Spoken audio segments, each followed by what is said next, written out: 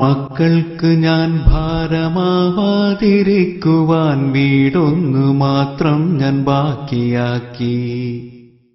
ഈയിടെ ഇവിടെയും യോഗം നടക്കുന്നു, ചർച്ചകൾ പലതും നടന്നിടുന്നു. ചർച്ചയിൽ നല്ല പരസ്യം പറയുന്നു മക്കൾ മരുമക്കൾ വാശിയോടെ. കൊച്ചിയിലുണ്ട് വൃദ്ധസദനം, ഇപ്പോ കോഴിക്കോടുണ്ട് സേവാസദനം. കാര്യമെനിക്ക് മനസ്സിലായി, എന്റെ വീടിനുമിന്നവർ നോട്ടമിട്ടു.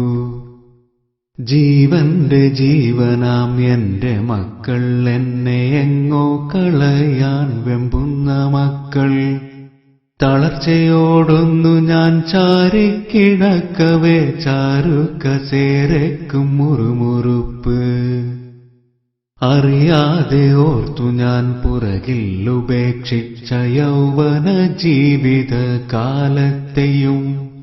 അവളൊത്തു കഴിയേണ്ടൻ യൗവന ജീവിതം മരുഭൂമിയിൽ ഞാനും നഷ്ടമാക്കി. പരിഭവ ദുഃഖ പരിദേവനങ്ങളും പലതും പറഞ്ഞു കരഞ്ഞവളും. ഇതൊക്കെയും നമ്മുടെ മക്കൾക്കു വേണ്ടിയാണ്, ആശ്വസിപ്പിച്ചു പറഞ്ഞു ഞാനും.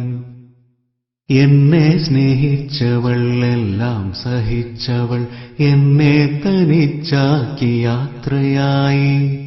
സ്വർഗത്തിൽ നിന്നെന്നെ അവള് വിളിക്കുന്നു, മക്കളിൽ ഇവിടെ ഇങ്ങോട്ടു പോരൂ.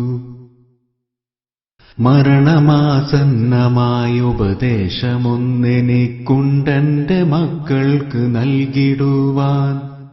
ആയുസ്സും ജീവിതം നഷ്ടമാക്കിയിട്ടാരും സമ്പാദിക്കല്ലേ മക്കൾക്ക് വേണ്ടി. അവരെ പടച്ചവനീശ്വരനാണെങ്കിൽ അവർക്കുള്ളതെങ്ങനെ വന്നു ചേരും. മക്കളെ നോക്കേണ്ടെന്നർത്ഥമില്ല, അതിനായി കളയേണ്ട ജീവിതം എന്ന് സാരം. മാതാപിതാക്കൾക്ക് നന്മ ചെയ്യാത്തോർക്കില്ല സ്വർഗം എന്ന് വേദവാക്യം. മാതാപിതാക്കൾക്ക് നന്മ ചെയ്യാത്തോർക്കില്ല സ്വർഗം എന്ന് വേദവാക്യം.